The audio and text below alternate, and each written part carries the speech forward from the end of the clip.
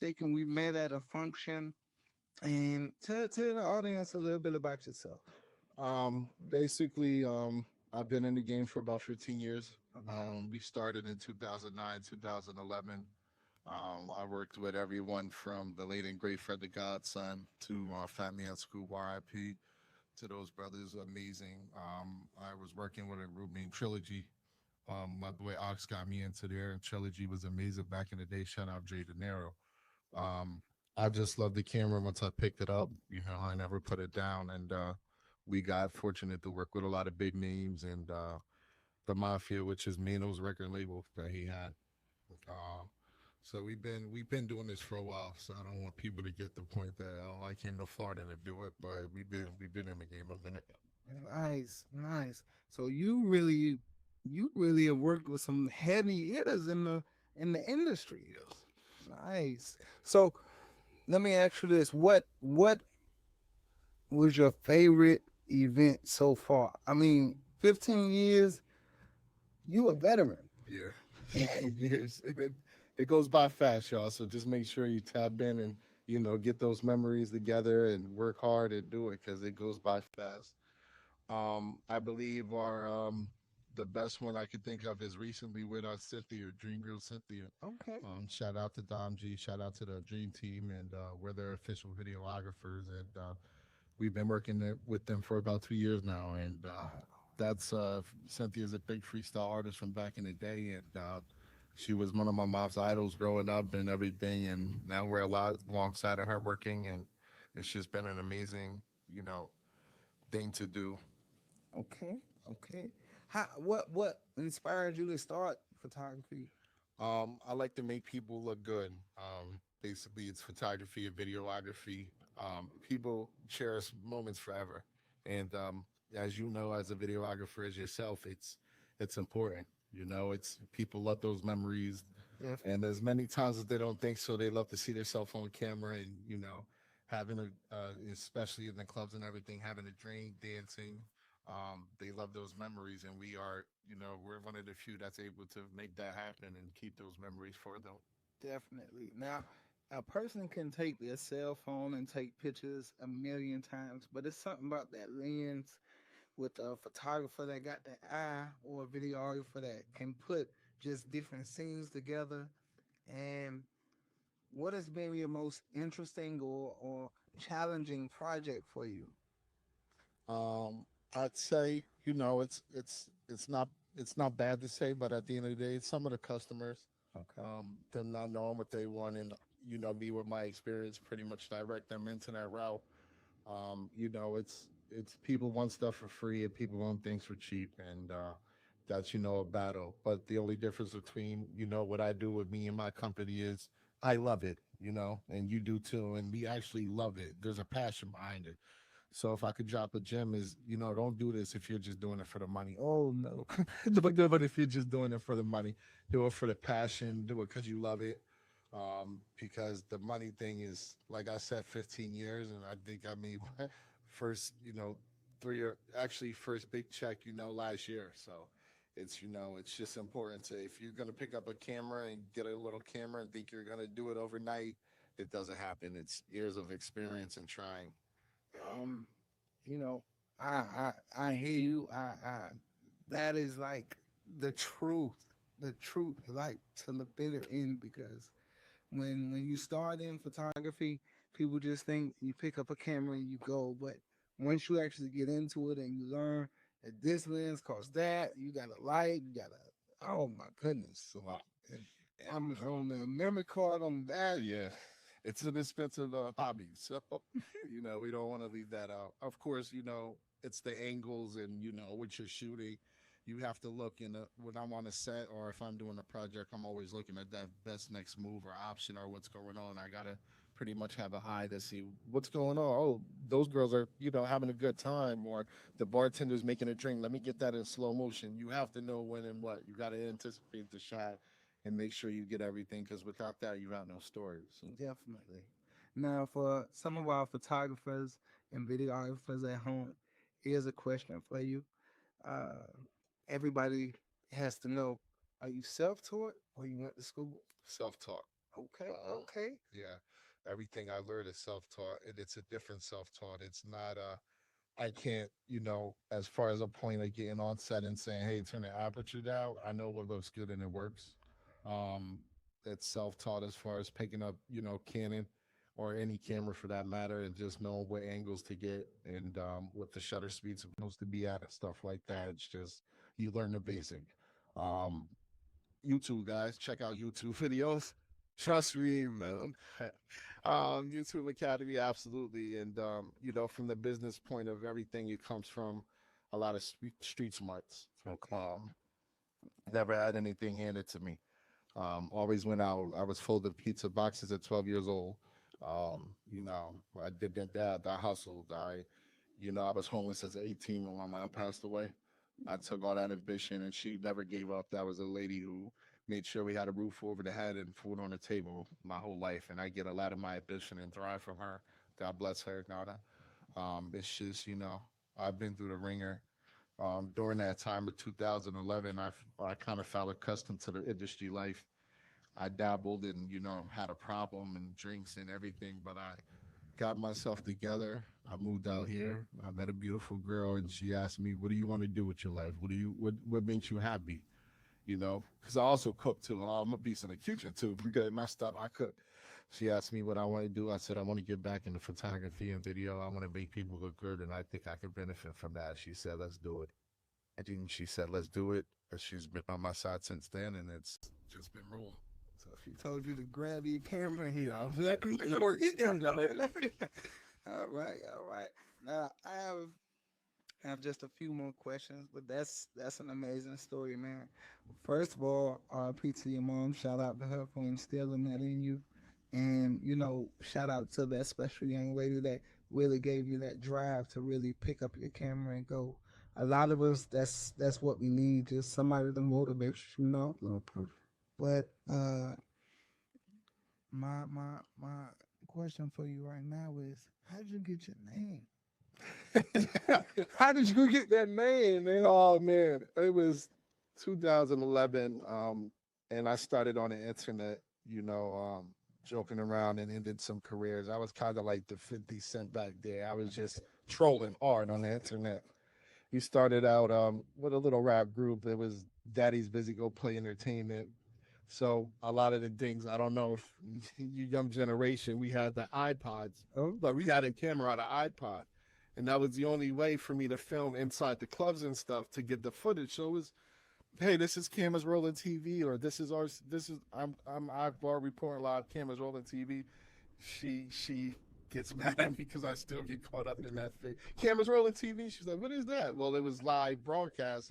That's what it was. We just took it to Cameras Rolling Productions. We made it a little more business like, but Okay. Drake also said it, and life ain't no rehearsal. The camera's always rolling, That's it. and cameras rolling, rolling. It just bang, it just goes. And then I was like, okay, you got a name. You can name it whatever you want. We'll hit you with it. Definitely, definitely. Now I know I've gotten compliments on mine, which is strategic memories. But when I seen yours rolling, I'm like, oh, he's smooth. He's smooth. Yeah, He's it smooth. was. It's definitely when we wear the shirts and people always ask, rolling what, blah blah blah, and cameras rolling, and it just went together. Yeah. And I'm not gonna be funny, but when I first seen your shirt, I'm like, rolling. Are they what are they? Oh, trust me, back in the day when it was cameras rolling TV, that was before I did the hashtag rolling. It was coming up from where I'm from, and I was in that life, and hey, rolling what, cuz? What you talking about? I was kind of like, hey, look, man, it's a business, But I talked a little different back then than I do now. I, I, that's why I admire any photographer I see because if everybody is at a different stage. Everybody's trying to perfect a certain craft, even in photography or videography or filmmaking. Everybody is stepping up or stepping around trying to find their own niche. So when I seen you and your team out there, it was beautiful. It was poetry in motion, and I love to be able to collab with different people at a work site and there's no drama, there's nobody feeling pressure, there were, things like that. So, for our people watching, what do you think that would be best as a photographer, looking back over all your years of experience? Do you think it's better to try to go out there and get contracts? Do you think it's better just to do random people, or what's the best way to get business and put yourself out there? As we know, 15 years in the game, I'm old school and I still do this. We do it. We don't count on Instagram or TikTok to, pretty much, yeah, it's good. We do it for our clients, but at the same time, I'm a door to door man. Yeah. I'm in people's inboxes every day. Hey, you need that event covered, and I think it's more of a personal thing, face to face, than anything else. Make sure you know who you're dealing with. Know your client. Um, if you don't, like I said, and I stress this a lot, and I know it's a high going, thing for videographers. Everybody wants one. If the passion is the most important thing, and work ethic, know your client, know what you're doing, because you got to understand with 15 years that I had and just now getting paid, a year ago, it's I'm gonna work that hard because I love it, Of course. because when somebody does something for free, they don't do it as much as they would, but that's where passion comes in, and that's when you really got it, when you could do a good video or take a good photo for free and say, wow, that's really good, I'm good at this, I love that, and that passion builds you up. It's more than anything else. And yeah, I'm old school, door to door. Always giving out my card, always have a flyer, hey, I overhear things because I, being from where I'm from, I'm always listening. So someone, I can't believe Donnie dropped the ball. Now we had no social media guy. How you doing?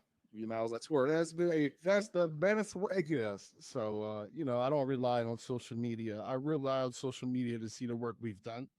I don't really, I don't build it up to do it to like get people in, which is good. Of course, I see other businesses and stuff, but I'm old school. I like door to door and meeting with people.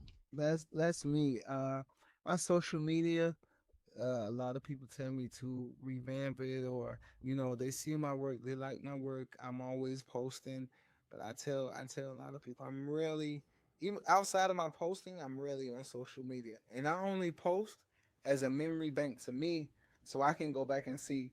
But last year I didn't know how to do it. This year I perfected it. Right. So then I go all the way down to the bottom of my page. That's it. Man, what was you doing? And I always do that too. I always look at the old videos and, a lot of the videos that, we did for free to build us up. Once again, sacrifice, you're not going to get in here not doing nothing for free. You're getting a camera inspector, get $2,500 clients, Yeah. Um, I look back to it and I'm like, wow, I'm glad I did that. And then, it's like, this is something, this is what I do. Yeah. Another thing to build the pages too is boosting and, reaching out to people and get those follows and likes. It's not going to happen overnight. It takes time. We've been gifted with the boosting and everything, and that brings a lot of people in too. So, Definitely, definitely. I think social media is real powerful, but at the same time, a lot of people rely on it so much to the point where if you don't have 30 likes today or 500 likes tomorrow and 20 comments, you feel like your business has failed. When really you're getting motion, but people are just not showing you as much attention as they normally would. Outside of that, I think that right now you're in a prime spot. You said 15 years in the game. You've been moving, you've been shaking, you've been making it happen.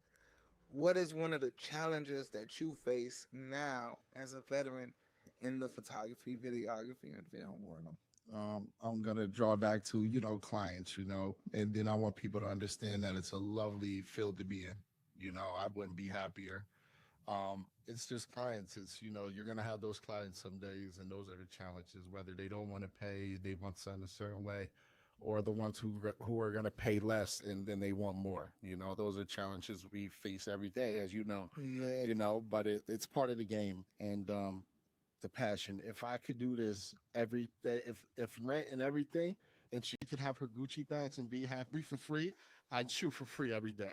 I wouldn't mind because I love it. I actually love do it. If I could do it for free and everything was being taken care of, which is the goal, which probably, we still have a lot of building to do and be happy and stuff like that. But if everything could be, paid for and I could just do this for free, I would do it because I still love it. It's not make money and be all right, I made millions of dollars and step down. No, I'm still gonna be at those shows with the damn one. I'm still gonna be rolling. Of course. Now, is there a particular season that you look forward to? Like some people look forward to prom, some people look forward to like the wedding season. Like, is there a particular season that you look forward to, or you just all gas, no break? We're all gas no breaks here. It's just you never know, and that's the good part about it. You never know. Um, there are some things we're going on the road with that we can't discuss yet. But there's some things in the works where we will be on the road and we will be traveling to Brazil with some artists and be on the road with them. And there's some things in the mix of other, episodes and films and short documentaries that I'm working on. So it's gonna be, it's just all the time, so for me, it's like let's just do it all the time, and I can't wait on the season because nobody really waits. You have to always be going. When I wake up, I'm checking emails. I'm in people's inboxes. Hey, let's work. Let's do this. And but I like all the seasons. Being from Jersey to moving out here is the only. I wouldn't like the snow, but out here it's all sunshine, so it's all time to work. All in time, like that. What part of Georgia are you from? Lakewood, New Jersey. Nice. So we're next to Seaside Heights. Shout out Lakewood. Lakewood. All our people out there, Ox Pro. So Lakewood, small town. Right in the and half an hour and a half away from the city, half an hour away from Atlantic City, half an hour away from Philly. So we're right in the middle, and And in trouble, you go to Atlanta. yes, and a lot of screw. Like I said, a lot of I dibbled and dabbed, and Okay. yeah, we are a lot of trouble there, but that's all an experience. Now, this is my final question for the show. It's been, wonderful having you. But how do you feel about this new wave of AI taking over everything? I mean, as is it too new? Is it ruining everything? Is it making it better? How do you feel? Well, me being older and being in the game for a while, we always had that robot talk that the robots are gonna take over the world once or twice, and it is what it is. We're just gonna have to adapt to the culture. Hopefully, it works to the benefit to make the world better, and hopefully, it doesn't, take away what hard that we worked on, and we don't lose no jobs or whatever. But if you look at everything, it's basically AI now, and shoot, I email my clients with ChatGPT sometimes. So, hey, I'm still, I still got, school was never a thing for me, but we're learning and turned out to be a smart businessman after all that. But it's just it is, and it's scary, but at the same time, as we have to adapt as we do with anything in life. It's going to be a little rough. Hopefully, people will understand like, hey, now let's get on AI, but I'd rather pay for what I'm getting.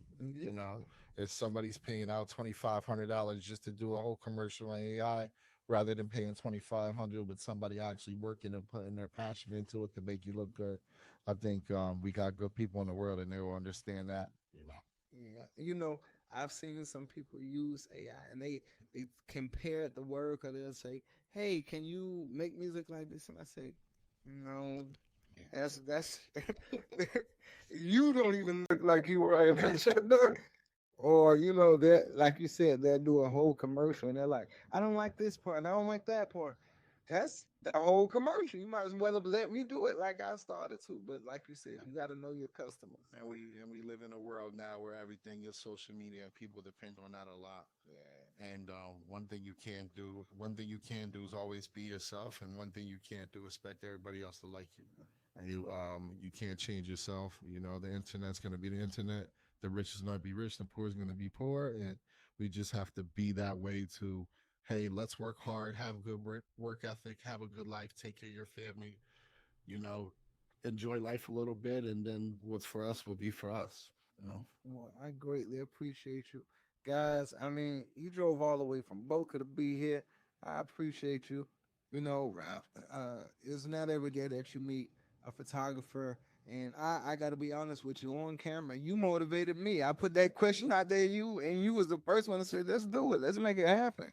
So Definitely, guys. You never know where your next blessing coming from. You never know who's gonna motivate you, who's gonna open the door for you. So I appreciate you. Let's make some more strategic memories and keep the cameras rolling.